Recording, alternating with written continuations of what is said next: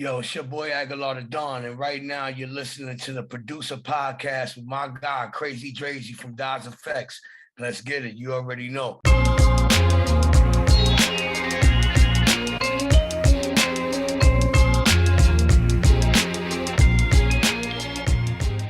Hey, yo, what's good, y'all? It's your man Krazy to the Drayzy Diggity Das Effects. I'm back with another one. This is my brother from another mother, this producer. He goes by so many aliases. Let me get it right. He goes by, some of y'all might know him as Adolf. Some of y'all might know him as Brad Piff. Some of y'all might know him as Swaggerlaw Don Bishop, but I just call him my homie A. Yo, he's worked with all of the best. He's worked with me. He's worked with EPMD. He's worked with Remy Ma. He's worked with Busta Rhymes, if you didn't know. Hey, yo, give it up for my brother, Agallah, to the show, the Producers Podcast. Thank you for having me.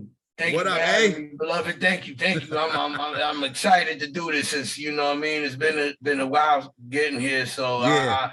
I appreciate the time, man. Thank you. You already know, man. You already know when I started this, I had a list. So you was definitely in the list. Like, yo, you already know. Me and you, we go back to about 95, 96. So I had to get you on the, you know what I mean?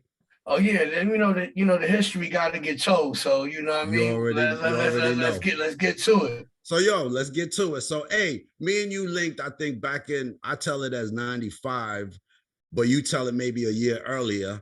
But I tell it from when I first, because we was on the same label, we was on Elektra. You know what I mean? Was. And then we went on tour together. You had the smash hit, you know what I mean? Ghetto Girl, right? Right. Okay. Right. So boom, we was on the road, and that's how we linked up. But you tell it that we met a year earlier? Yeah, because like, I was, shopping my demo at the time, and like, 93, 94, when y'all came out, I was like on a circuit, and I believe one show y'all had was in Jersey City at the Boys Club, downtown Jersey City. It was Ed O.G. and the Bulldogs, and it was y'all and a couple of other opening acts. I believe Main Source was there that night too. Okay. And y'all came out, y'all had the jackets, you know what I mean? The 40 below Timbs. I was like, yo, who these dudes? These dudes is ill. Yeah. And I heard the record, but when I got to see y'all live, I was like right there. And it was like an inspirational moment for me, because I was like, yo, I want to, I felt like, at that moment I was getting ready to work with guys like you and Edo. But I didn't get to meet you. Y'all actually did the show and broke out. Y'all didn't, you know what I mean? I think I was doing like 4 shows a night at that time. I believe, because I did the homework. You know what I'm saying? So I was talking to Edo G. He had a DJ named DJ Cruz. I gave them my demo, and they was like, yo, we want to work with you, you know what I mean? But nothing ever came to happen about that situation. So, but the lines was there. But you know what I mean? It was just that time I seen y'all at the Boys Club, which was crazy for me. Okay. I was like, yeah. And I was living in Jersey City because I just came home from the group home. You know what I mean? I didn't have a studio. I ain't have no equipment. I was just like fresh out. So hey, let's take it back. So you from BK, right? From Brownsville. All right, cool. And a lot of people know you some might know you from as Adolf rhyming, and some know you from your production. So which came first for you, and when did you get into either or? Well, like beginning stages of me, I was a DJ. I'm a DJ. Okay. That's what I do. I know how to, DJ very well. That's what I came up doing. My godfather owned a record shop on Pickens Avenue in Rockaway with a guy named Russ and another partner called Soul Shack. It's very legendary. It's one of the mom and pop first record stores, you get your mixtapes from in Brownsville, and all of, Big Daddy Kane, Biz Markie, Kane, KRS-One, Stetson Sonic, all the 90s greats been there. X-Clan, anybody that blew up from Brooklyn that comes out of Brownsville, East New York, they know about Soul Shack. You know what I mean? It was a very legendary place. Okay. And that's my family. So, being from Brownsville, like growing up, I used to see Red Alert in my neighborhood. And you know what I mean? He would be doing jams with another guy named DJ Swan when he was doing jams. You know, I come from that era when he was throwing jams. And then, you know what I mean? That was like the inspiration to go hit the jam with the homies, drink a 40, smoke a blunt, you know what I mean? Pull up, had that good vibe of the people there. You know, there was shootouts back then. It was crazy in the neighborhood, but you know, you still enjoy the excitement of the music, the big speakers, the you know what I mean? The makeshifting of making your own turntables and stuff like that. And, you know, because we couldn't afford Technique 1200. So you had to, you know, use what you had to, you know, get where you had to go back then. And, you know, luckily I had, you know, friendly neighbors that had equipment and let me scratch on them. A guy named Jerome that lived next door. He showed me how to use the 1200s. The rest was history. You took off from there. Yeah, and then you know, then Gemini would make these mixes that you could sample 6 seconds with, you know, with the drums and the beat, and then I used to make mixtapes. That's what I wanted to do, make mixtapes, and you know what I mean. It turned into me being an MC. And, wound up being in a group with a couple friends that I grew up with. A guy named Top Dollar, he's one of the nicest MCs ever, and I used to make beats and beatbox for him in the group.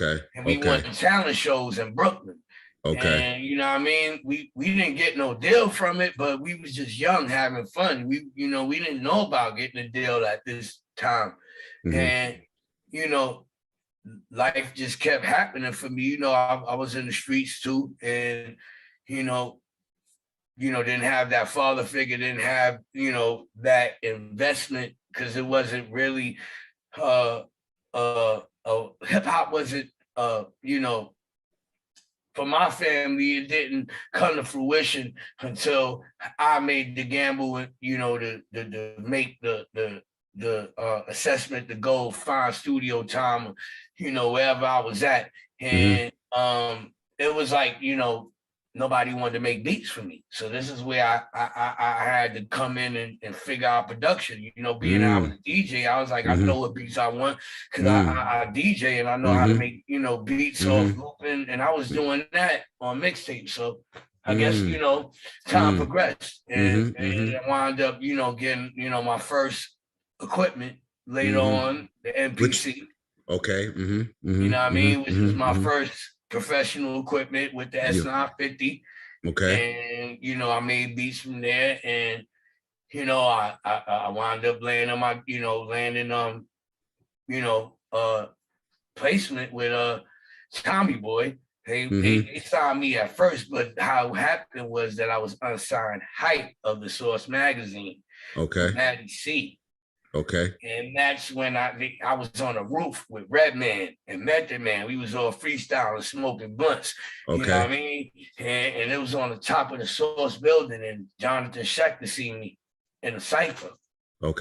So this is when, you know, I was transitioning, coming back out the group home, you know, didn't really have anything. And I came back to New York looking for studio time. Wound up getting crazy with it on a track with a couple of other MCs that you know, allowed me to come through. I think their name was Raw Breed. And then Ice-T heard me. And then he was like, yo, this dude dope. And this was like Godfather Dom and Kool Keith and them people from the Bronx. You know what I mean? I just like, I used to rhyme with Talib Kweli and Mos Def before they was famous in Washington Square Park. I used to hang out there. I would see mad rappers come through, like Redhead Kingpin, son. You know what I mean? He would come through and be there chilling, like just regular. I'd be like, yo, and I used to think Redhead Kingpin was mad nice. Huh? Yeah, you know Like, he lived a town over from me. I rap with son. Like, I bought his albums. Like, you feel me? We all did, He heard me rhyme. He heard me rhyme. He was like, yo, come to the studio. You know what I mean? And me and him got cool. Nothing never happened out of that either.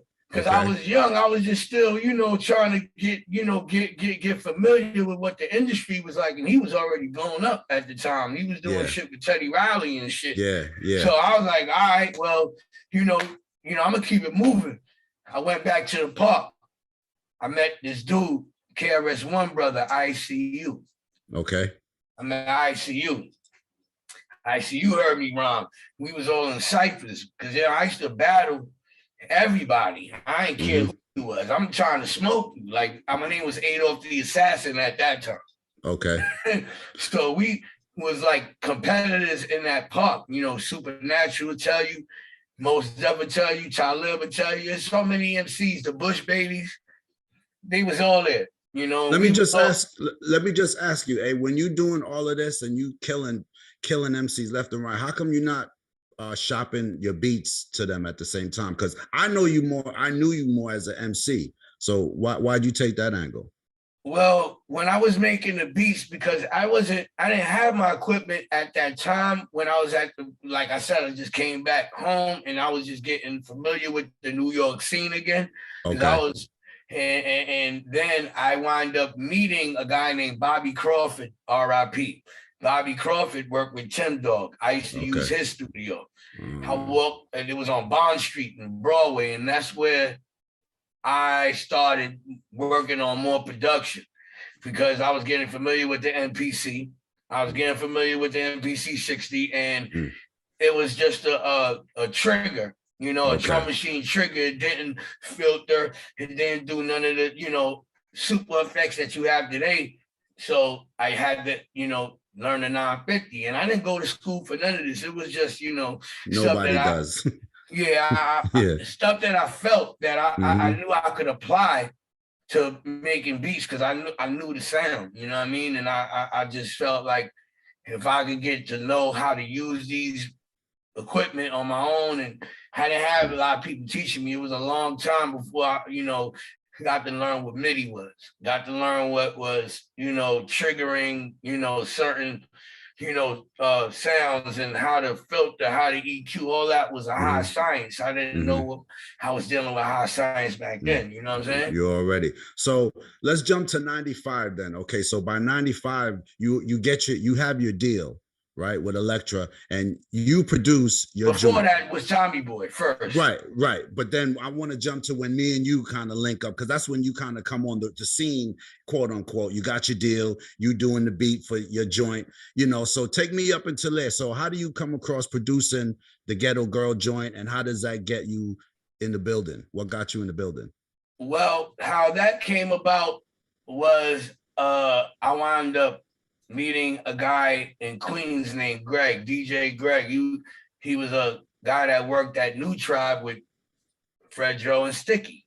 They worked at a barbershop all together before Onyx blew up. They used to work at a barbershop off Jamaica Avenue. So he wound up linking, you know, we were cool. I didn't know who Onyx was, but he heard me rhyming because he was a DJ. He was like, yo, I think you need to link up with these cats from Queens right now. I'm gonna make this shit happen. These dudes blowing up. Your sound and they sound go kind of together. You know what I mean? So he picked up the phone, called Fred Joe, say, yo, I got this dude I want you to meet. I'm gonna bring him through. And this is when Fred Joe Star lived off Merritt Boulevard, but they was all in the same crib, Sticky and Fred cousins. So they lived in the same crib. So I came over there, you know, and played my shit. He was like, yo, like hard, like, yo, I would have him around, whatever. And then one thing led to another. They put me on the road with them. I went on tour with them, and then, you know, things opened up for me kind of from deal not working out at Tommy Boy. I was on the road with Onyx as a roadie. Okay. So, but then that turned into me opening up and, you know, getting on stage with them with the beat machine. You know, if you've been to Onyx shows, I was a dude on stage next to DJ Flamboyant on the beat machines doing the beats live for Onyx. Whoa. You know what I'm saying? Well, I know that. Yeah. Okay. You know, and then, you know, they took me all over the world. So I'm forever grateful for that experience. You know what I mean? You know, it gave me that road experience with Onyx and Run DMC. So, you know, from that, you know, Run was like one day when we off the road back in Queens in Jamaica had Jazzmatazz J studio off Jamaica, you know what I mean, on Parsons. We like, you know, cooking up for the next album, but they used to give me time on the side to do my thing, you know what I mean, do my little demos and all that. Okay. So one day, Run walk in the studio, and you know I'm doing my demo. He's like, "Yo, what the fuck is that?" And it was a song called "Somebody's Faking Moves," and I was making a beat. Just laid a verse, you know what I mean? I just laid the verse, and then Run was like, "Yo, what's up? What y'all doing with the nigga? He hot. Right. Let's get this nigga a deal." You know what I mean? But Run couldn't really step in because he wasn't my manager. You know, okay. Fred was, you know, really manning the whole management situation. Okay. So, you know, things basically wound up me being like, I wound up getting to it. You know what I mean? I wound up shopping my demo when I was at DS crib. I made Ghetto Girl in his mother's basement. God bless the dead. I made that song Ghetto Girl in the basement on the MP and the 950 because what happened was Sylvia Rome, you know what I mean, she heard me. She was like, "Yo, get this man a demo deal immediately, see what he could do." I went back to the crib as soon as she said, "Yo, you know what I mean," you know, and then she was like, "Yo, I'm gonna get you studio time." You know what I mean? Whatever. I went in did 3 songs. One of them songs was Ghetto Girl. She was like, immediately put this out, like this is a hit. And you know that. Were you trying to make something commercial like that, or you was just wilding in the studio? I knew what I had to do when you're dealing with a record label, when you're dealing with labels, and I couldn't be underground because I knew they wanted to market me. When you street, you know, it's one thing, you know, when you unsigned hype in the source is one thing, you know, but then there's levels to this, you know what I mean? Levels you already. You got people putting up $500,000 behind you. You better deliver them something they can market and promote because you playing with investment. You know what I mean? And they want to make their money back. And I didn't realize it at the time, but you know, you got to be able to, you know what I mean, understand, you know, the boat you're getting in. If you know, and what they expect of you, what these corporations expect. And I was young, you know. Yeah, we all were. Yeah, we all were. So with the Ghetto Girl joint, I know it had a crazy, that's You Want to Hit Ghetto Girl. And it was another sample that you flipped though, right? Yeah, it was Can't Hide Love by John Trappier. And it was a remake of Earth, Wind and Fire's Can't Hide Love. So, hey, those other 2 joints that you did in the demo with Ghetto Girl, what 2 songs were those, and did they make the album? Somebody's Faking Moves, which made the first 8 off album, which is called Wrap Your Lips Around This, and the other song I believe was I don't remember. I think it was called "I'm Not Your Favorite Rapper." And yeah, those 3 songs I did at Chunk King when Sylvia Rome granted me the time for my demo, and then she heard Ghetto Girl and wanted to immediately give me, you know, $500,000. So I appreciate that moment in my life because it all started from me producing Champ MC. Okay. What year we talking? This is the 6 months prior to me signing to East West. I did a song for Champ MC called "Do You Know My Style." It was a remix. And I jumped on it with it. I produced it and jumped on it. And that was my first $10,000 check. I was happy as you don't even know, man. Like I came from the ghetto. When you get $10,000, you already. Yeah, it's like, yo, you know, God looking out for you. You already. So look, boom. And do you do the whole? The album never comes out though, but on Elektra. But I know me and this man right here, we hit the road. We was doing shows. We was touring. This is 95, 96. So that's when I would come to your room. You'd come to my room. You'd play me beats. So that's how I started understanding like, yo, this dude is more than an MC. He's actually a dangerous producer. You know, that's how I kind of clicked on to you when we was on the road. And then we get off the road in around 96, maybe 97. And then we link up, right? And then I think the first thing I'm on the road with Buster, and you guys are on tour, on your own tour. We like connecting road on the East Coast. We were coming down from New York. It started from New York. We went on tour because we did Ill Style Live. Remember, we did Ill Style Live. That was 9-5. Okay. And we went on the road to promote that whole Electra thing, you know, that whole big thing they were doing in 9-5 was like a big Electra promotion for all the artists. Okay. So we get off the road, and then you somehow, through, I guess, hanging with us, you linked up with Parrish, PMD, and then you started working on Business is Business. Well, that was through you, because you guys came on, you guys heard that beat. You guys heard Rough, Rugged, and Raw. I remember this. People don't know you did P's single, Rough, Rugged, and Raw. We all in the video. Shit is crazy. Go. So I think you and Scoob came on the bus when I had the MP hooked up, and y'all heard the beat, and I bought it on P bus, on y'all bus. And then I played it for P, I think, you know what I mean? And he was like, yo, I want that. Like, you know what I mean?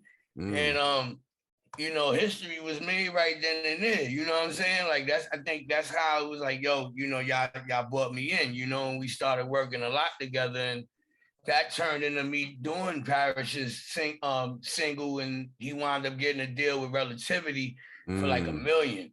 And I wound up like helping produce that album, and then you know, working on the next 2 EPMD albums as well, the Out of Business and Back of Business. So it was building I appreciate the EPMD the books, because it was like you know, it was like I ain't see it coming. It was like, oh, here goes you know, life changes, man. And I was like, man, I gotta get on that level now. This is a higher level when you're dealing with Hit Squad. This is a higher level. What joints did you do for the Back in Business joint? Well, the Back in Business, I believe I did Dungeon Master featuring Nocturnal. Yeah, I did that beat. And then out of Business, I did Check 1 2. And I rhymed on Who Got Shot. All I could say, is you one of the fastest beat makers I ever been around, because I mean, we spent time because you worked on our Generation Effects album. That's in '98, but I'm gonna get to that. But what I just want to say is, yo, hey, I've seen you make a beat in like 3 minutes, bro, and that's not even counting, and that's counting turning on the machine. I used to be like, yo, hey, make me a beat. 3 minutes later, this dude is making heat. I just gotta let you know, one of the fastest beat makers, you know what I'm saying? I just remember you like this, banging your head like this. Yeah. And I'm like, yeah, this dude is dangerous right here. So after the PMD, EPMD, I think that's when you start, because we linked up at 97 98 on the Generation Effects album, right? Yes, we did. And what came before that? That's when you Buster. You was working with, you was working. I was working with Buster Rhymes on When Disaster Strikes. Okay, because that's a year before the Generation Effects joint. Tell me how you linked up. Tell me how you linked up with Bus. But that's my man from way back. Okay. Yeah, Trevor. I know him. We like look, me, Spliff. When I was this back in the 90s, when I used to run around New York, man, I used to run around to every club, you heard? Like, I used to be like a club kid, you heard? I used to dance and graffiti and all that, you know what I mean? And I used to run in the bus in them, and I used to run in the Cypher. I used to see Q-Tip and Fife and leaders. You know, I know Dinko mad years, so, you know what I mean? Like, Dinko was just at my crib not too long ago, did a joint here, you know what I mean? Like, we all go back on some like hip hop, real hip hop before, like, I mean, when they were leaders, they were doing them, but I used to run into Sadat and everybody, you know, at clubs like Wetlands and Kilimanjaro. So I was out there, you know what I mean? I was out there. I wasn't on, but I was out there. You know what I mean? We was battling anybody. Like people know, you know what I mean? The legends know, you know what I mean? Like they used to see me. And the joint you did on Busta's album was the what? Things We Do for Money? Yes. Part 2 with featuring Anthony Hamilton. Ah, okay. And, you know, I used to send, you know, Bus got mad beats of mine on that tape. You know, I used to make beats with Bus at his crib. You know what I mean? But you know, I was a nerd into making beats at one point in my. I still am. I'm a beat nerd. Like I don't care what machine it is. I want to learn it. I want to learn how to use it. I'm gonna figure something. You know what I mean? Like I'll figure it out. You know, even if I don't got equipment, I'm a walking beat machine myself because I think beats, I sleep eating. So I'll be like, one time, you know, I wake up, I'll be like, yo, I hear something. I may be watching a movie on Netflix or something. You know what I mean? And then I seen you work. Then on top of my mind, I'll be like, yo, what that sound could go with? You know, how can I change that? How can I mold it? You know, I'm in the molding. So I'm trying to mold sounds now, like, and morph things, you know, but still keep it rugged and take it to another level. And that leads me to the same around time you linked up with Mobb Deep, and then you did their joint True Lies, no? Yeah. That was me and Maddie C together. Me and Maddie did that together. He had the 1200, and you know, the drums is from the 12. The sample is a piano, and the bass line is from the tone from the 950, so it got that raw sound. Because the 950, we used to get the bass and use the tone from the 950 to get that, you know, like that real factory bass from the 950. What will you work? So at this time you work with, and I'm just leading up to our joint, but so you worked with Mobb Deep, Busta, this is 96, 97. What's the difference in working with them? How was it being in the studio for say like Bus?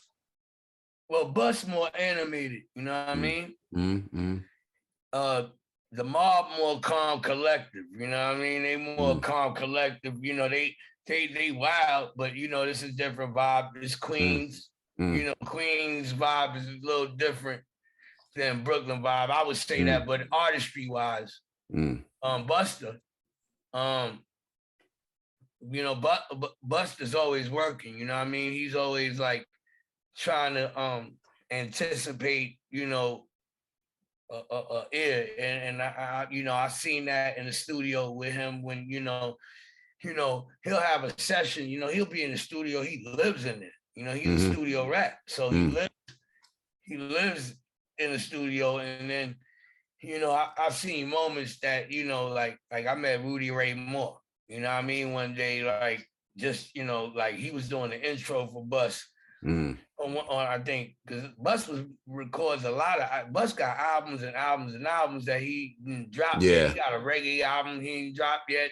He got mad shit. Is he a one take type of dude, or is he you know, nowadays, last time I was with him recently, he just sit in the studio, got the mic in front of him, he sit in the chair, he got his drink, you know, his studio kit, whatever he got, and then he just, you know, got to tell the engineer, bring it back with it, you know. And then when he record, you know, he don't go in the booth no more. He just tell everybody, yo, sit in the lounge and wait till I finish.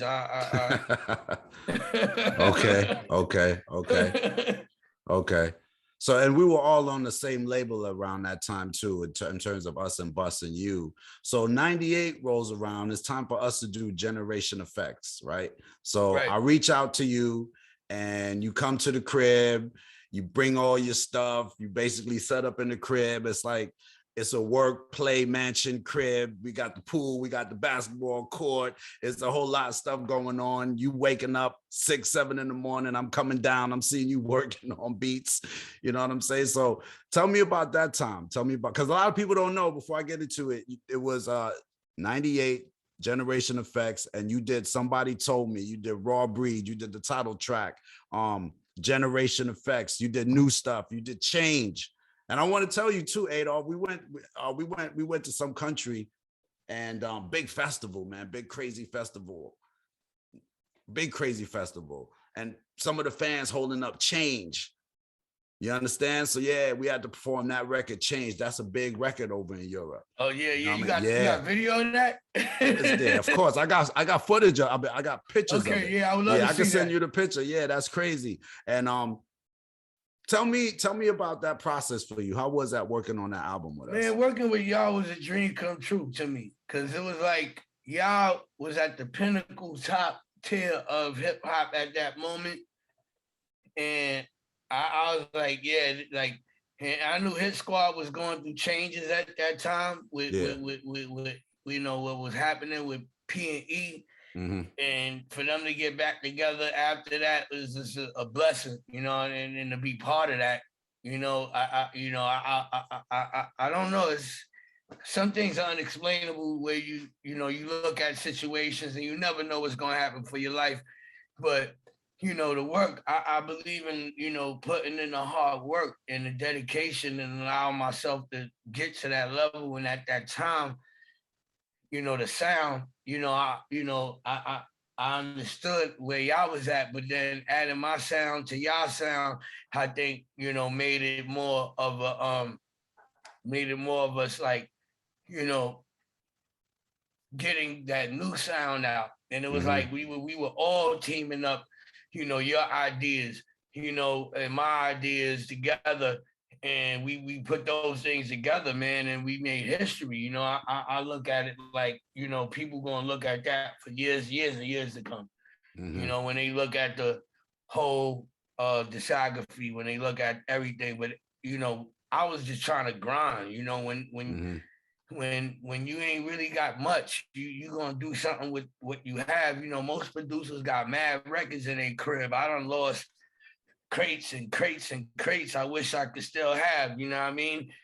And, you know, I had pitfalls as a producer. I lost studios. I lost equipment. You know, my studio got robbed, you know, stuff like that, you know, that, and I don't even know how I'm still standing these days, you know what I mean? I just remember that.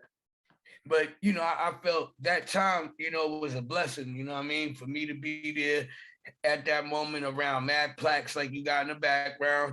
And I just look at those for inspiration. I was like, yeah, I got to make some heat. And I think, you know, just, you know, y'all, you know, just hip hop in general make you want to go hard if, you know where it comes from, the soul of it, you know what I mean? And when you put that in the beat, you put that in the music, you know what I mean? You're going, you know, and you mix it right. If it was up to me, you would have done that whole Generation Effects album, because I knew what it was. That's why I know it's politics. Yeah, it was politics, but we probably got other joints we did that you probably don't even know you got. I got joints around right now. I got joints me and EPMD freestyling. Nobody got right now. Because what people don't understand is you one of them dudes. If we say, yo, hey, it's 1 o'clock, can we get a beat by 1:15? We got 2 beats by 1:15. He one of these type of producers, and they are bangers. Right, you know what I'm saying? Yeah. So we ain't giving nothing whack to the Dodge. We ain't giving nothing whack to Dodge. That's a fact.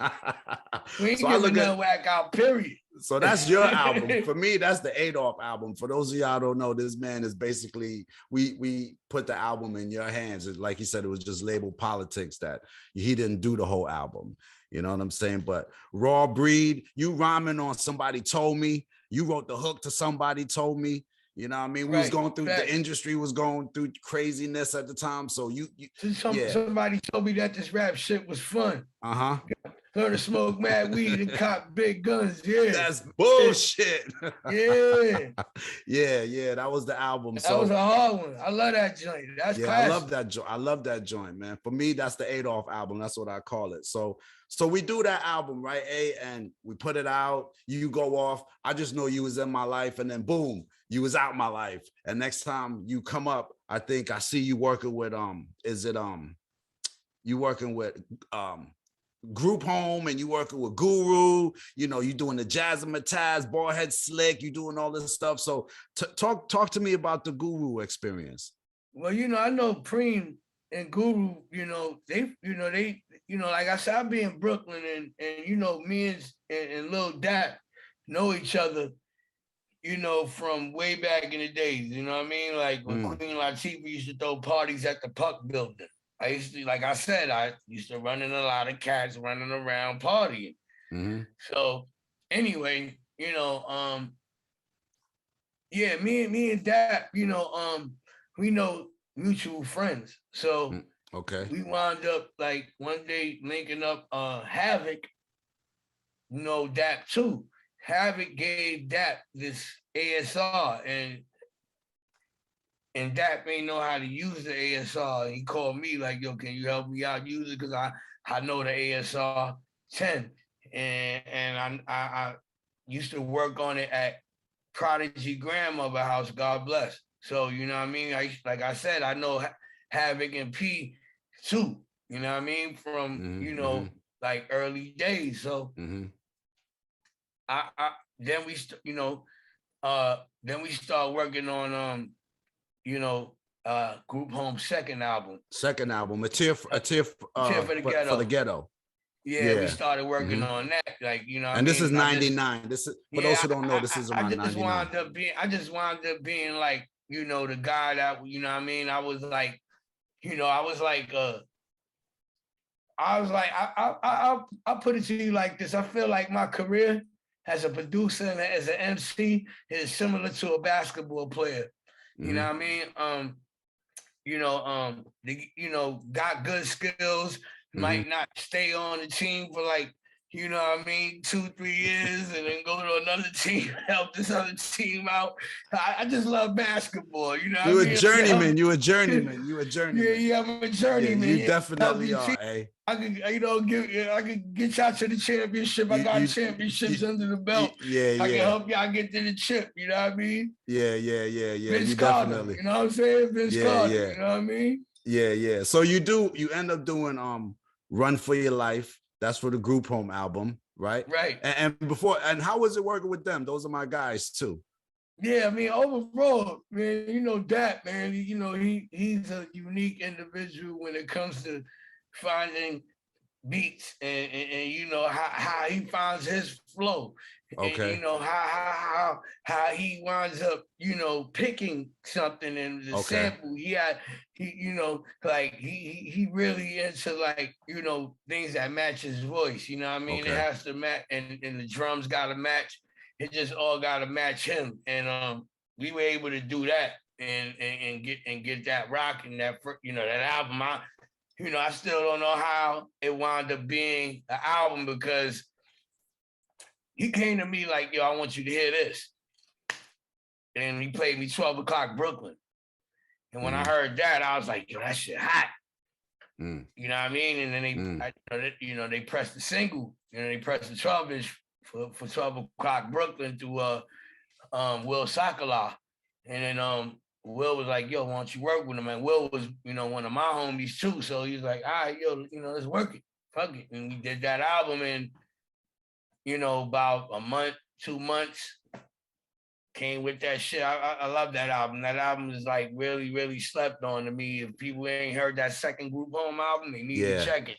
Yeah, for sure. And then in that same year, then you linked up with Alchemist, another producer, and then you do the underground classic joint, Cookie Monster? Yeah, Cookie Monster, was a record that, you know, what I used to flip flows. Like when I'll freestyle, I would change my voice. You know, if I'm in the zone and I'm freestyling, I might, you know, go in animated mode, and then, you know what I mean? Like I did that on the roof with Redman and Method Man, and niggas like, yo, this nigga's ill. It's crazy, yeah. Yeah, so, you know, Jonathan Schechter wound up coming to me, was like, yo, I want to, remember that shit you did on the roof at the social? Why don't you make a record like that? I want to put out something like that. And then Jonathan came to me, and I was like, all right, well, he's like, get with Alchemist. And I knew Alchemist because Alchemist also worked on Tear for the Ghetto.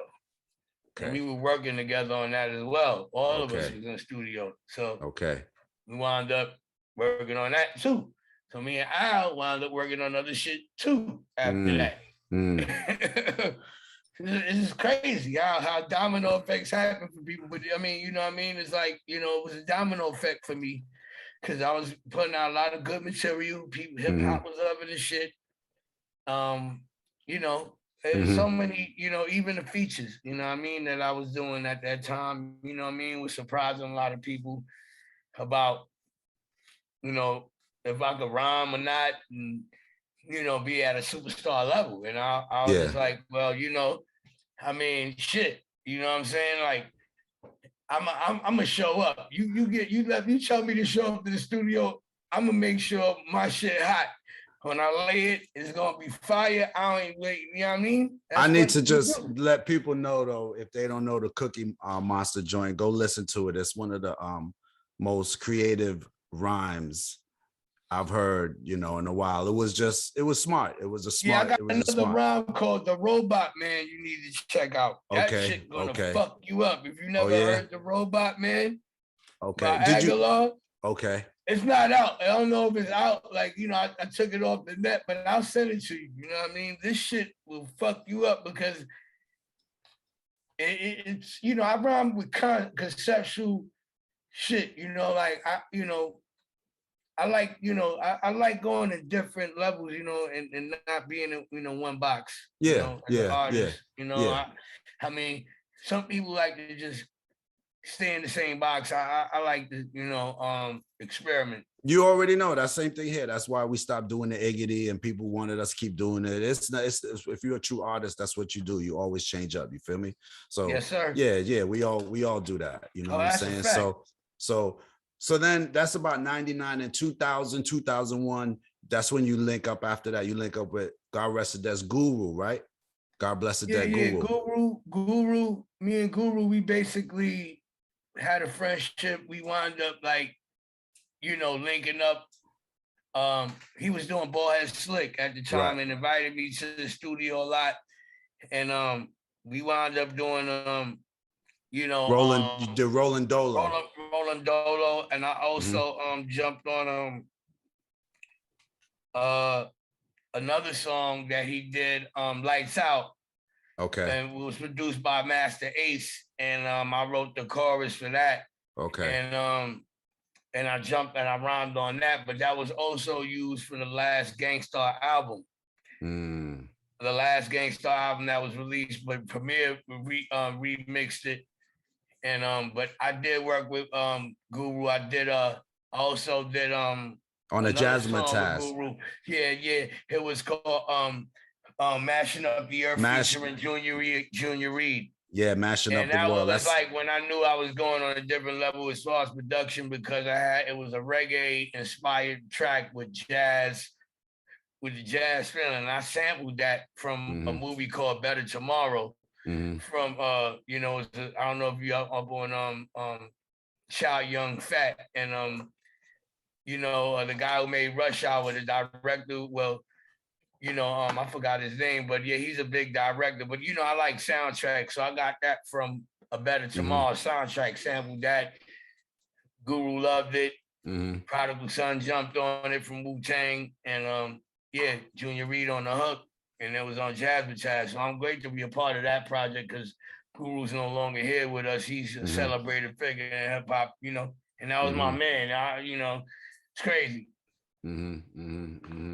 I know working with you is definitely because I know you said about, you know, you wrote the hook and shit like that. Working with A is really one of those collaborative efforts, you know. But being a producer is not just being a beat maker.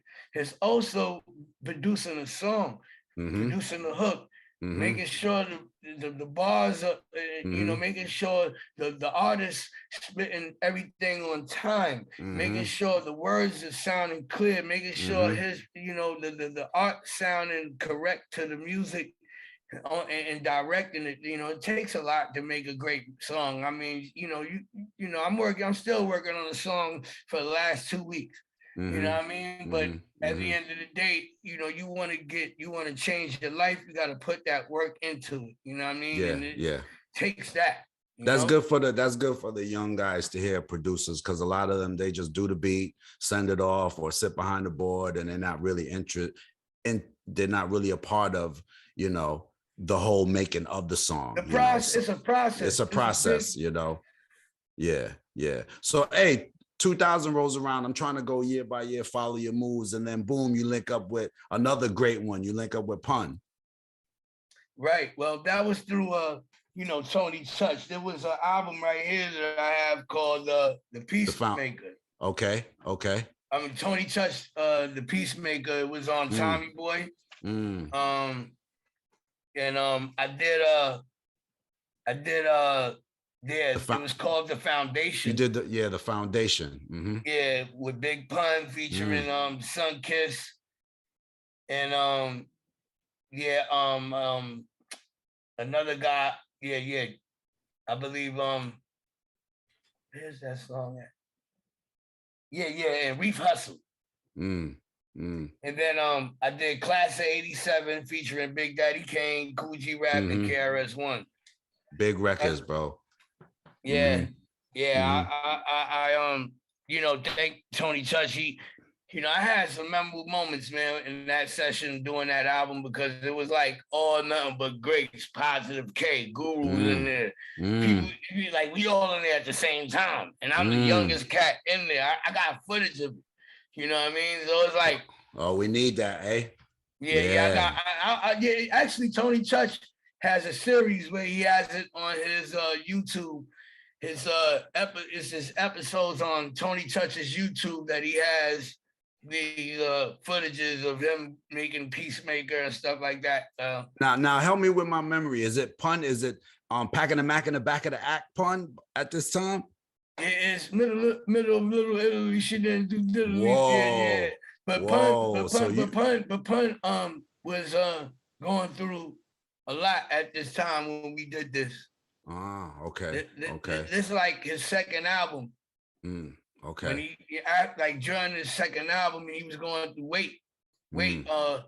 He had weight issues. He was trying to get weight loss and all that, you know what I mean, before he passed, because he was overweight. And it was because of his accident, you know what I mean? So he had to, you know, do all that. And we bought the studio to his house. You know what I mean? Because he couldn't move. He could not move. Okay. He could not move at the time. God bless him. You know what I mean? But he was still happy, still cheerful. You know what I'm saying? Still like, you know, making people laugh as he is. You know, he loves to make people laugh. He just joke all the time and play practical jokes. That's who Pun was. But, you know, we recorded that on a mini digital recorder with the Beats 2-track, and we took it to the studio, and it wound up on the album. But that's the last time I seen him. You know what I mean? I didn't see him after that. And you know, it was just good to be a part of, you know, to get that done. You know what I mean? With him, because he wanted to sign me, and we didn't get to that. You know, we didn't get to do it because he passed on. So, shout to, his whole family and everybody, Lisa and everybody like that. You know what I'm saying? They're good people. Yeah.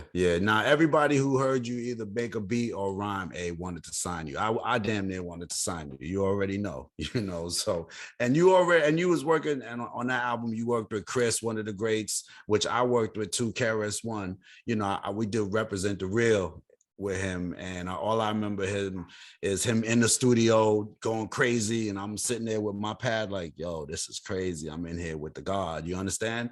So how was it working with Chris? Well, that session was a magical session because Kane came in there, KRS wasn't there yet. Kane goes first, and then G-Rap was there, and then Kane walks in the room. I mean, KRS, everybody, Kane laid his verse. Then G-Rap laid his verse. We like, oh, shit.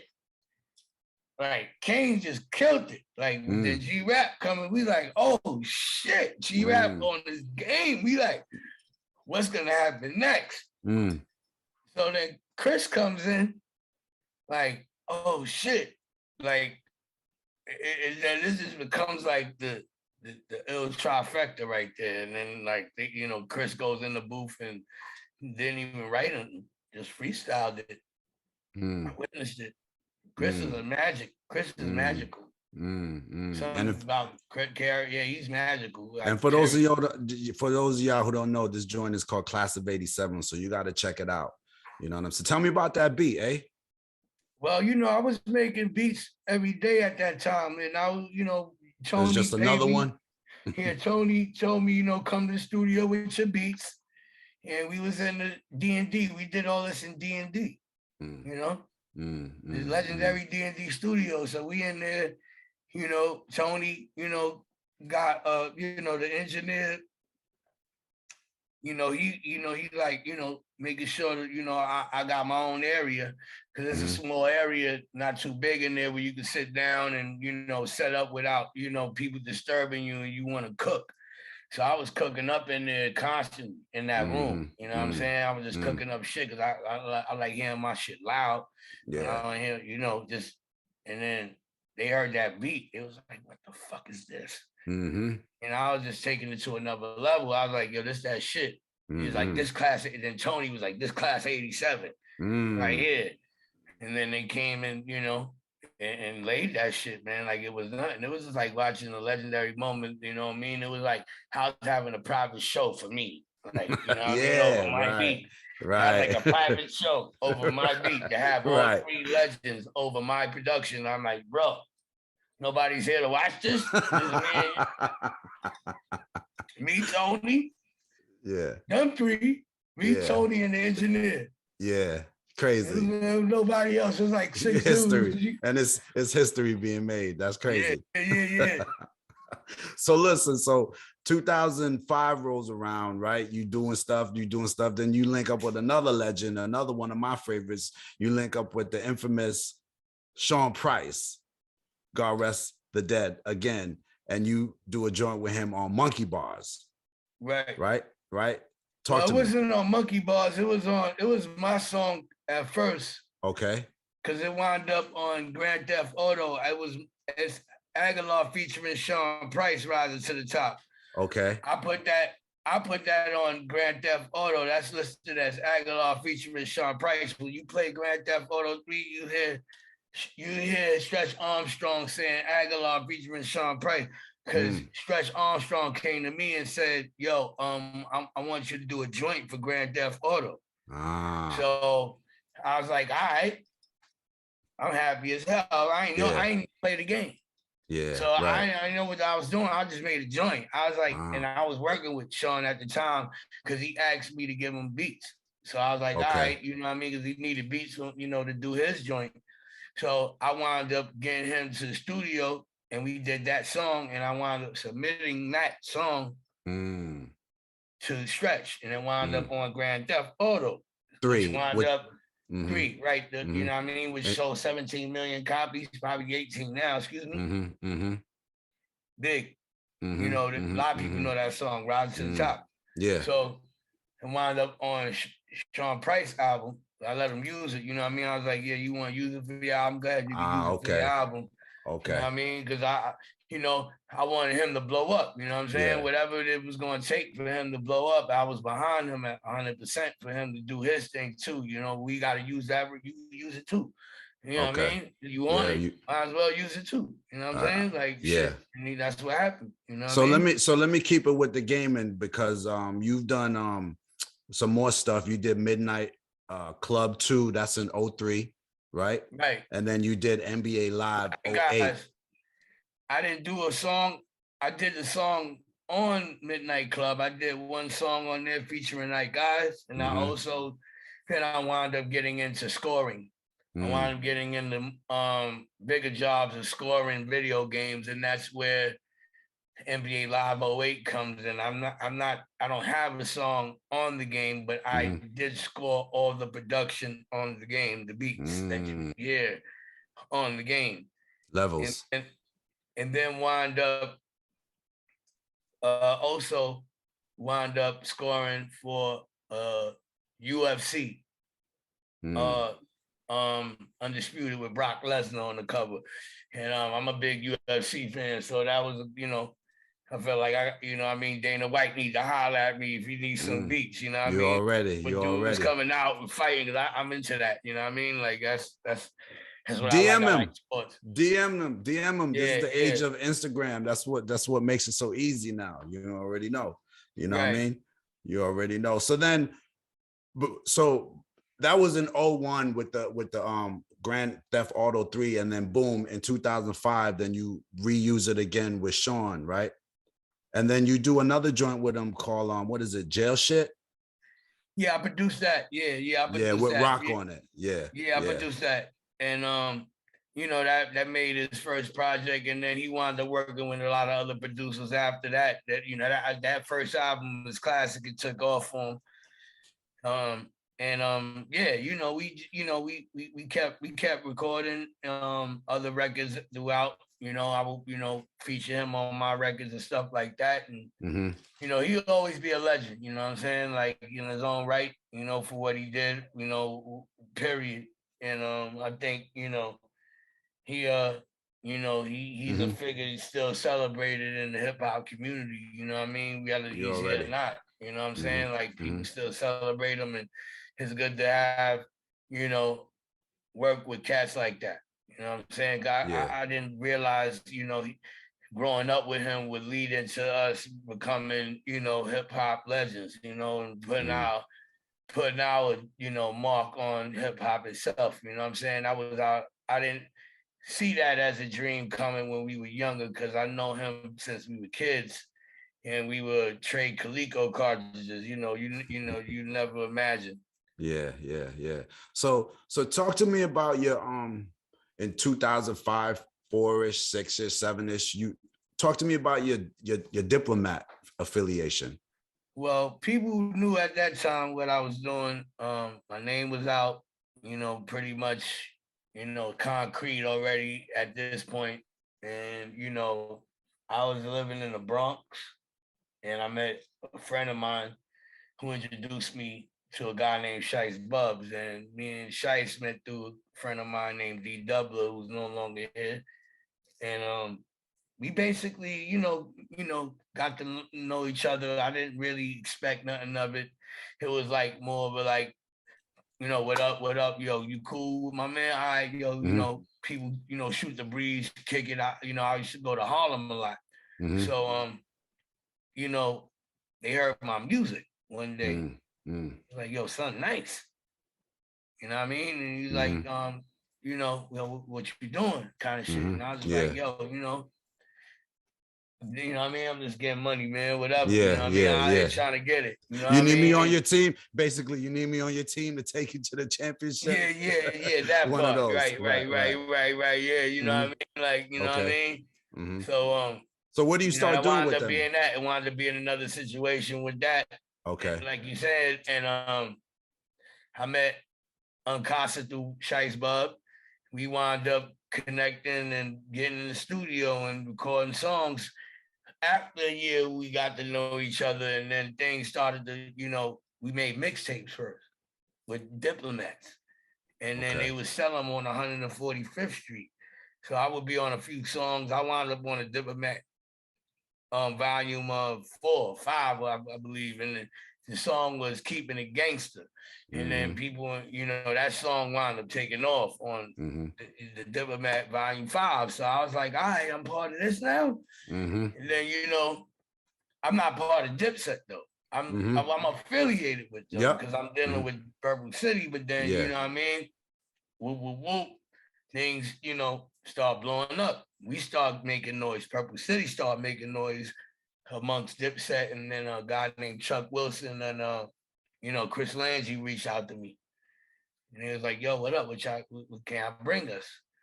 And I spoke to Shice, and then Shice wound up being in the whole situation to get Jewels to get on a couple of songs on our mixtape, and then we wound up getting a deal with you know, we just wound up blowing after that, wound up independently blowing, not majorly, but independently selling over 100,000 mixtapes in Harlem, and then wound up getting a deal on Koch.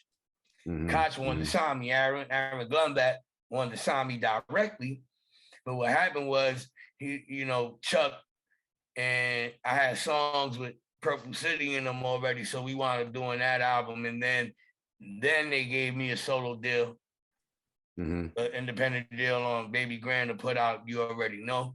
And then I did my solo shit. Let me ask you, a lot of the deals you're getting from time to time, they're as an MC. Were you ever approached as a producer? Like, for instance, you know, Puff had Hitman and all that. Were you ever approached to come under anybody's, you know, Dray got all his crew? Yeah. I was approached by Puff late 90s. And this is when Big, you know, Big was asking me to give him beats, you know what I mean? Biggie Smalls, like Notorious Big. Okay. And Chris was asking me to hit him with beats. So I hit him with some shit. And beat I hit him with, you know, Chris loved it a lot. And then wound up, you know, Puff wound up getting hip to it. But you know, he wanted to sign me to Bad Boy, Hitman. Okay. And, you know, production. And then wound up the contract, you know, my lawyer didn't like it. They weren't trying to negotiate. So we didn't rock with the offer, but that's still my man, you know? Yeah, for sure. Yeah, it's just business. I got you. Okay, so you were in one of those, because I'm saying anybody who's ever heard your beats would think, yo, I need to, you know, lock this guy down, you know what I mean? Or well, at least let him. I mean, you know, now, you know, I'm dealing with new management. You know, I believe that it's all politics when you're dealing with management, and you need representation to get you that good, solid foundation. When you know the producer's getting paid, he's not, you know what I mean? He's not just touching the machine for a playground moment. You know what I mean? But at the end of the day, you know, you need that right management. Yeah. And and some of the times, like, I would get a lot of, you know, I would deal with the artist direct, you know, because it would beat me to the punch to get the beat to the artist. If the artist like the beat, then, you know, I ain't got to go through all of that red tape, the label red tape and all that. But then, you know, you still have to, you know, maintain that, you know, source of business and that source of code with your management and stuff like that. So I learned the hard way. Yeah. And then let's take it to, I just wanted to check, because like I said, anybody who ever heard you, I think they would be out their mind if they didn't want to offer you something, you know what I mean? But that was news to me. So let's take it to 2006. Then you link up with Remy, right? And then you do, that's her first album? There's something about Remy? Before that, how that happened was I was, you know, this is a true story. I was working with a dude named Scram Jones, DJ Scram Jones, right? And he a producer, and we met through a spot named EOW. We became friends, and I wound up, you know, linking with him. We would make beats together at his spot, and I wound up, you know, making a beat with him one day that I didn't get credit for. That wound up on Lloyd Banks' album, Work Magic. I helped make that beat. I actually made that beat. I just, you know what I mean? And basically, we all did a song to it. We made this shit together. But he wound up taking our vocals off and wound up giving it to Lloyd Banks. Lloyd Banks bought it. So I was like, and he did it behind my back. I wound up getting the money. I wound up getting on my gangster. Like, you ain't gonna do that to me, bro. Give me my bread. You know what I mean? Got my bread. You know, then he came back to me, yo, I'm sorry, I got another situation we can get bread on, and that was the Remy situation. Nice. So he came back on an apology, like, I ain't mean to do that. I had to get some bread, whatever, you know what I mean? We handled it. I got my bread from the Lloyd Banks Work Magic joint. Then I wound up working on the Remy joint with Scram. He's also credited on there, but that's my beat. But being that he had to connect, I had to give him credit. Okay. Still, you know, it's a part of the business, man. You're already part of the business. You're already. Even if you didn't make something, if a person got that connect and they feel strongly like they need to, and that's what they do, and they looking out for you. It's only right, you know what I mean? And the song ends up being called Lights, Camera, Action. Right. Yeah. That started off an album, Something About Remy. Right. Yeah. How was it working with Rem? How was it working with Rem in the studio? Well, you know, basically when I laid the joint, man, she was, she was like, she just an automatic type of female to like when she hear a party record, She on and I go. wanted to, when I made the beat, I was like, I know she's from the Bronx, and I know what the Bronx sound like. So Okay. when I did that song, it was like I had the Bronx in my mind because she's so BX. So I was like, you know what I mean? Let me just put something together that, represents her and represents the BX and can match her flow. And it was a perfect fit. Mm, mm, You know? yeah. Yeah, yeah. I used to date chicks in the BXG, you know what I'm saying? So, Yeah, me too. I know how it is. You know Me what I too. mean? Like, I know how they get down. They ain't playing with a nigga, you know what I mean? Like that's how it is, G. Yeah, Like, you know yeah. what I mean? You gotta be on alert with a joint. But like how Remy come, you know what I mean? Like I've been in the studio with, a few times. So, man, she's a talent, she get busy. Yeah, yeah. True legend, true talent. She one of us. She a MC, you heard?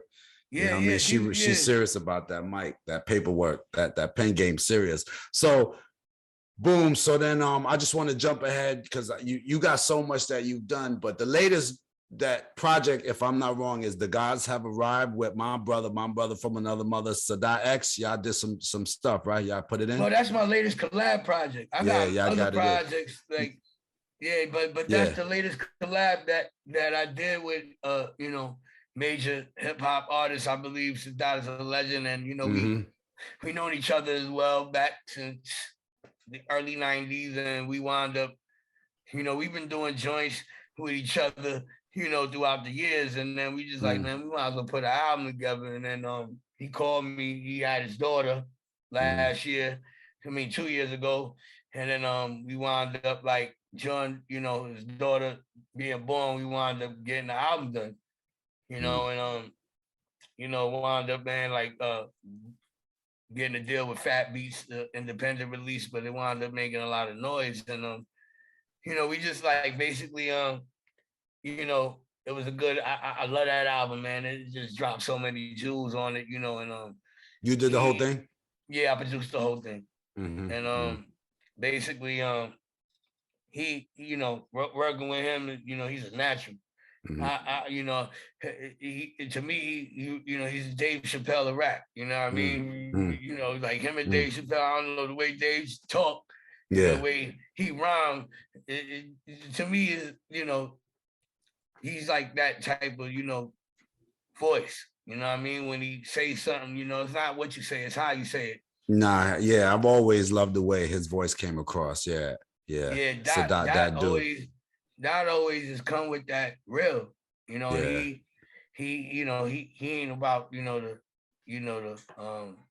dance around rap and none of that. The his style is just, you got to know what you're doing when you're in the studio with him. Yeah. Y'all got to check that out. It's crazy. It's a crazy project. The Gods Have Arrived. You're already. Yo, hey, real quick before we wrap up, I know, so you've been doing, you've seen the change of production and how the new kids are doing their beats. Have you adapted, or how's your feel? What are you working on? What's your weapon of choice now? How do you get down? Well, right now I like Akai. I like the SP 1200 series that Roland has put out, the SP 404 MK2 I have on the way. I stick with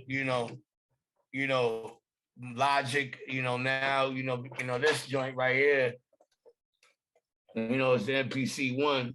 Okay. You know what I mean? It's a standalone version of the MPC program that works in Logic and everything. So I use that now. And I just kind of experimenting with different, stuff and different synthesizers and a lot of stuff like that I'm using, to build the sounds now, playing out a lot of, material and not more sampling based, but still sounds like I sampled something because I'm utilizing the filters more. I'm utilizing more arrangements to make it, more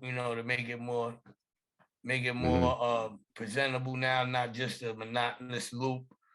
kind of arranging. You don't sample. Why is it because we got to pay out? Or you I still do sample, but then I don't, sink my talents into always sampling. You know what I mean? I believe like, once I can, get a right key and I'm playing it to where I know or I could pitch it different. I'm dealing with like, morphing and making something that, sounds like something that I could arrange more properly rather than one loop that I would have to like chop up and then, it's always a high science. You a mad scientist. You a mad scientist. Yo, hey, real quick, do you have a beat album? You know what I'm saying? I do. I do have a beat album.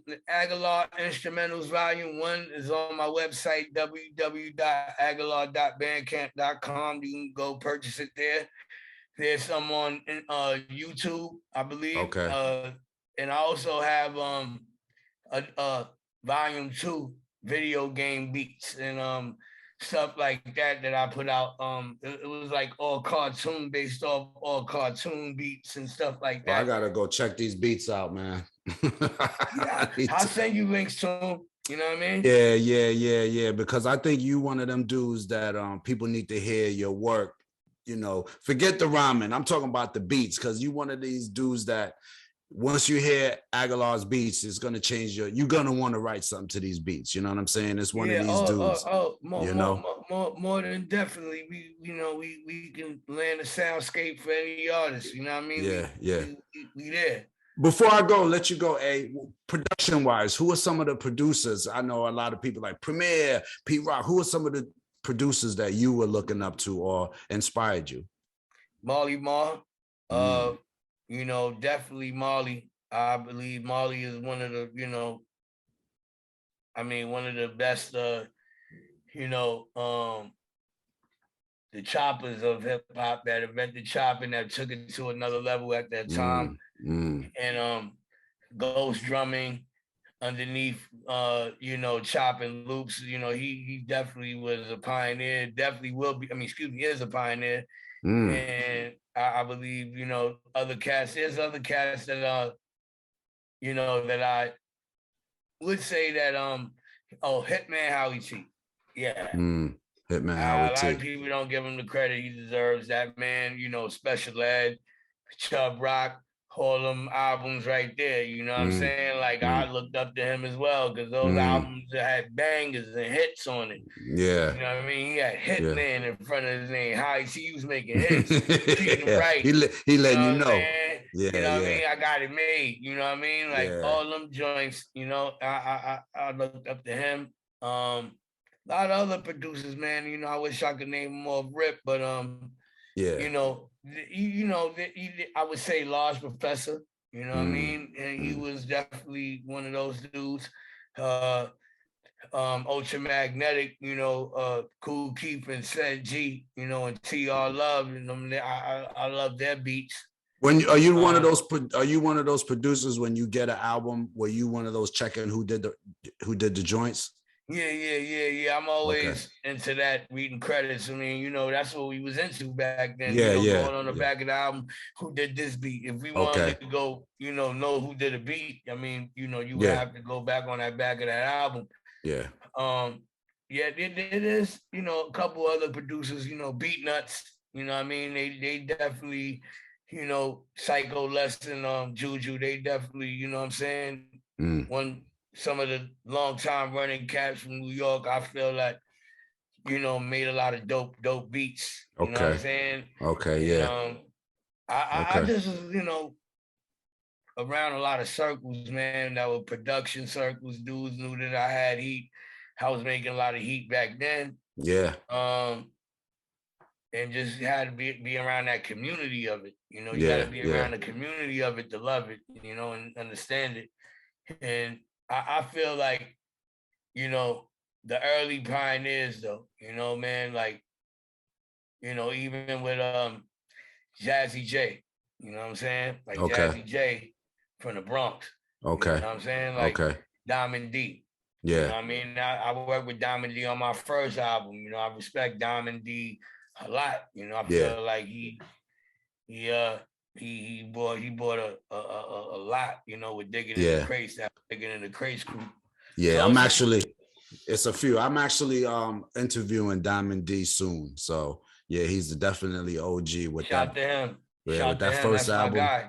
Yeah. I'm on his next album as well, Rhyming. Okay. Yeah, I'm on his next album, you know, Rhyming. So yeah, I'm looking forward to hearing that when it drops. Okay. So before we wrap it up though, is there anything you want to tell us what you're working on now? Tell the world, production wise, MC wise, what you got going on? Well, before you go, I don't know if you know, but I also worked on this for Ghostface Killer. I don't know if you heard this. What's that? This is called the Ghost Files propane tape. Okay. The propane tape right there. You know what I mean? The Ghost Files propane tape. You see that? Oh, yeah, I see it. Yeah, I don't know if you heard that, but these are his remixes that I did about 2 years ago. You know what I mean? It's out on his website. You can check that out. You know what I'm saying? Okay. I mean, you know, but as far as what I'm doing, my next project is called The Year of the Tiger, which we in that right now. And you know, so far I got Fashawn on there, who signed the Nas. I got Inspector Deck, Cuban Link. I got who else? My man Jackpot. I got Great God on there. Is it like a Khaled thing where it's your album? But are you just doing the beats and having other people? You're rhyming on it too. Yeah. I got one. I got one outside production on there from a dude called Nicholas Craven, who did Ransom's latest project. So I'm you know, he's from Montreal. Dude, dope. You got dope production. Yo, hey, I need you to do one of those Khaled type albums, though, man. Just I'm gonna do. Doing all the beats. I'm gonna do. Yeah, it. son. I'm speaking with my management now. Yeah, stop playing. We're looking at doing a compilation soon. And, man. Yeah, I'm building that. So I'm gonna ask you. I'm actually ask you. And, I'm over. That's done. That's done. Yeah. I need y'all on that. Yeah. You know, I just seen Primo linked up with 2 Chainz. He rhyming over a Primo beat. I'm talking, do all of that. Hey, you understand? You know what I mean? Yeah. I'm about to tap in. I'm already tapping in. Yeah. You one of the dangerous ones that these people need to know about, man. You heard? Nah, I appreciate the time with you. Yeah. You know, the history, letting people know, you know what I mean? You know, we definitely got things in plan in the store. You already. You know, shout out to my man, my homie DJ Scribble, who you know, right now we working, you know, close knit on this project right now, this Year of the Tiger project. Yeah. It's gonna be something. You know what I mean? All right. All right. I definitely need to get you on something. That's what I need. You already know. After this interview, I gotta call you. You already know. Me and Scoop on deck. That Das Agallah reunion. You heard? You already know. We need that. You already know. I think we did it. I think we got another one. A in the can. My brother Agallah, super producer. Thanks for stopping through. You already know. Check them out. Agallah, Swagallah, Don Bishop. Yo, hey, where all the names come from? Why all these names before I let you go? Well, you know, man, I'm just saying, man, you gotta stay reinventing yourself, baby. You can't, you know what I mean? You know what I mean? That's what we do. You know what I mean? The ideas keep coming. You know what I mean? So I can't let them stagnate. You know what I mean? You already. Another one with my brother Agallah, Adolf the Assassin. So listen, this is normally where we end the podcast, but if you made it this far, you already know I'm rocking with you. You rocking with me. I got a couple of bonus questions for my brother Ag because we go back that far. So first one is, yo, hey, did you watch the verses between us, not even us, but Karis One and Kane? Yeah, What'd you think about that? I watched it. Yeah, I was actually texting Kane all day. Oh yeah? yeah. I got jokes, but you know. Yeah. But you know, I watched it. It was a phenomenal thing. Yeah. On both. Was guys. You surprised when you saw us come out there? Man, I was like, man, this is about to get crazy right now. When y'all came out, I didn't really understand what was going on at this point because I was like, it was just so much pandemonium when y'all came out. I was like, oh, here we go. It was crazy. Yeah.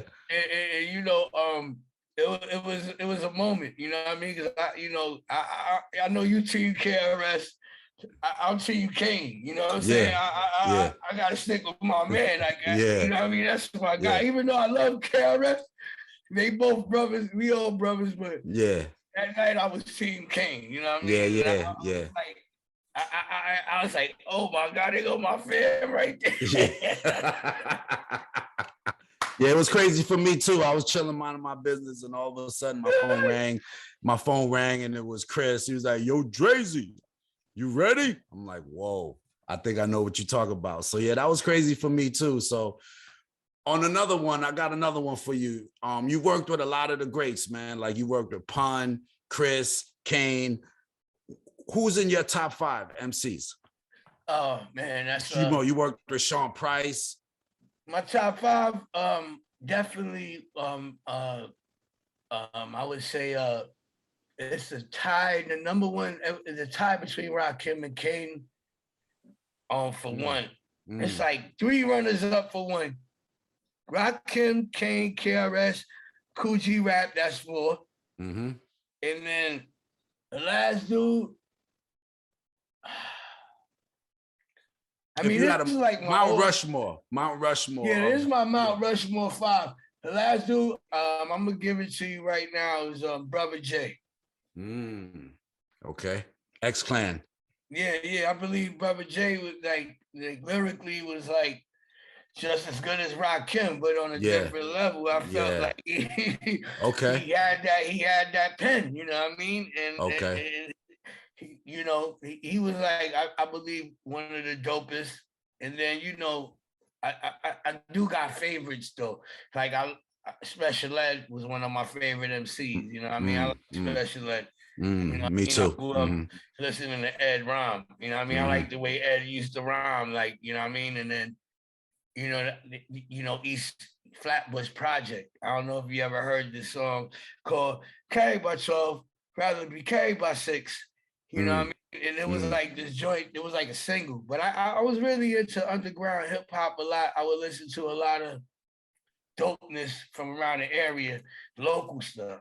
You know what I mean? And you know what I mean? People would probably know about, but it was local, but it was dope. But you know what I mean? Like Yeah. For me, I know what you mean by because I'm a Big Daddy Kane fan. So it was Kane, and then once I heard Ed, a lot of their rhymes, the way they wrote, you know, was very similar. You know, that's a whole nother thing. Yeah. A lot of, because the words, it matters where you place these words on the paper. And Ed, was definitely a special dude. You know what I mean? Yo, hey, what do you think about today's MCs? You know, with the singy, songy thing. You know, more melodic, drug rap. You know, doing the drugs. Yeah, I'm not really into that. But at the end of the day, I understand what the youth are trying to call out, really, you know, because you know it is how they communicate now. You know what I mean? Like it is a lot of violence in a lot of the youth music today because there's violence going on in these communities, and that's all they know. You know what I mean? That's like when you hear gang gang and all that. Really, it's like, you know, really it ain't about the song. It's really about, yo, this is my hood. You come, you talking anything, you ain't from here. You're going to get your head knocked off. It ain't music once you're doing that. To me, it is about, it's a communication thing. And I understand it, you know what I mean? It's like the way they identify now. And, you know, I just try to, when I, understand things, like I said, this is high science. So when you're doing music, you're not always meant to, go so deep delve into that state of being this real cat that you always got to present your persona on the board. You making music. You know what I mean? We making music. We ain't. You can't shoot me through the TV. You know what I mean? When you see the video, but that's what happens when, rest in peace, Young Dolph. That's the problem with the music now, the frequency. in that music is allowing people to do these things and these acts, I feel, you know what I mean? You know what I mean? I know when I'm listening to some, you know what I mean? When I'm listening to, you know, certain music, it puts you in a mood, you know what I mean? That's deep what you said, because you cleared it up for me. They're not reporting on the violence and the gangs going on around them. They're actually telling the ops, they're talking to each other. You know what I'm saying? They just happen to be doing it on beat. Right. Yeah. And it's basically, you know, like you know, some of the music is good. I ain't gonna lie. I mean, I listen to some Future sometimes. Like I you know, sometimes I listen to some Drake. You know, it's not really, you know, I don't have like I'm open-minded to a lot of what's going on, because you know, society, you know, always tends to follow the trend. And you know, you want to, and I'm not a follower. I like to be a leader. I like to start something different, you know, start something new, start creating things that I feel that I know that's going to take, you know, my originality to the next level. You know what I mean? Because it's nothing like nobody else sounding like what I'm doing. Yeah. But then again, I'm gonna make a song with Drake. I will get with Drake and make a song, but I'm gonna add my flavor to it. You know what I mean? I'm gonna always bring my flavor to everything. You know what I mean? And also improvise. Yeah, that might happen. You know what I mean? I would love to hear Drake over an ag beat. You know what I mean? Yo, Drake, holla at my man Drizzy. You already know. Shout out to him.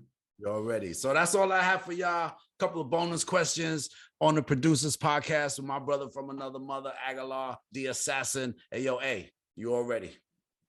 One love. Peace.